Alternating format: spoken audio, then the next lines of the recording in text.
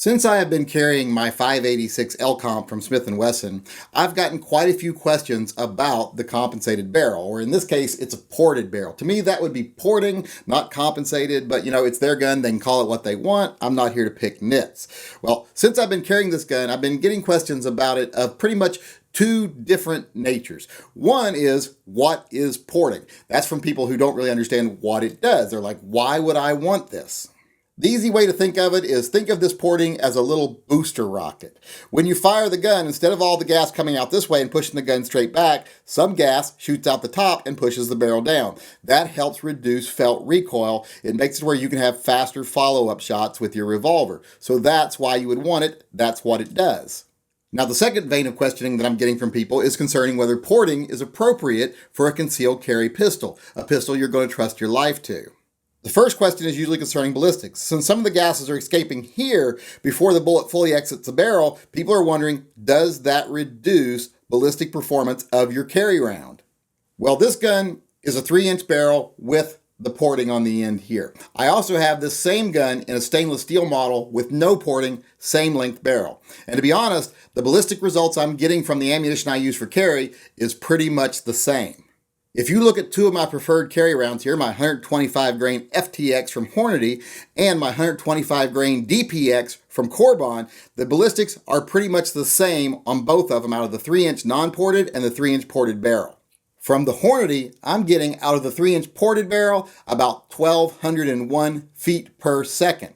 Out of the non-ported barrel, I'm getting about 1,207 feet per second. So a difference of 6 feet per second. I really don't think that's going to change anything. With the Corbon DPX out of the ported 3-inch barrel, I'm getting an average of 1,278 feet per second. Out of the non-ported 3-inch barrel, I'm getting an average of 1,285 feet per second. That's a difference of 7 feet per second. You're not going to notice that. It's definitely not worth mentioning.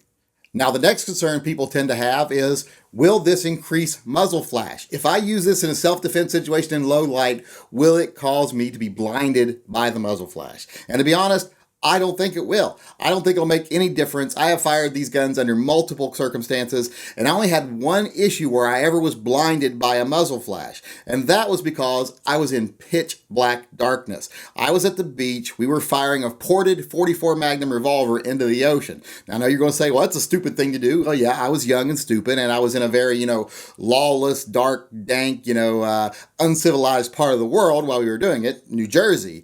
And since it was pitch black when I fired that compensated 44 Magnum with no hearing protection and no glasses, it blinded me for a few seconds. It also deafened me for a little bit, but I was blinded. But that's because it was pitch black outside. I think any large muzzle flash would have done the same.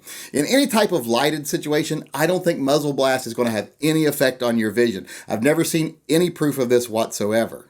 I mean, when you're at the range and you fire your gun, is your muzzle blast distracting you? Is it blinding you? No. If you're in any type of lighted situations where your eyes are adjusted to where you can actually see, there's enough light to see, I don't think muzzle flash is going to matter. Now, if you were firing in total darkness, like I mentioned before, it might be different, but how often are we ever going to fire our gun in total pitch black darkness?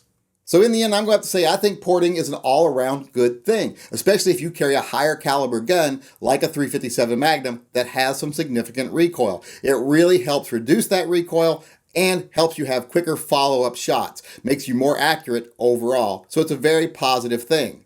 And as far as the downsides are concerned, like reduced ballistics and excessive muzzle flash, I just haven't seen any evidence that that makes any difference whatsoever. So I'm going to have to say those things don't matter.